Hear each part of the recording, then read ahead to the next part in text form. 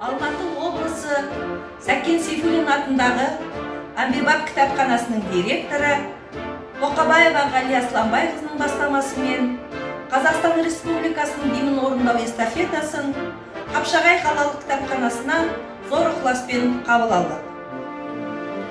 Эстафета тізгінін Қарасай аудандық кітапханасына жолдаймыз.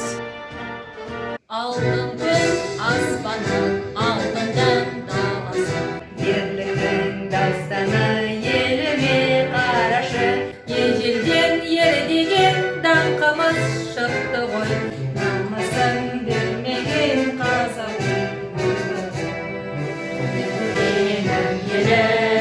Менің елім, гүлің болып егілемін, жырың болып төгілемін елім, туған жерім менің Қазақстаным. Ұрпаққа жол ашқан байтақ жерім бар. Бірлігі жарасқан тәуелсіз елім бар. Қарсы алған уақытты мәңгілік досындай.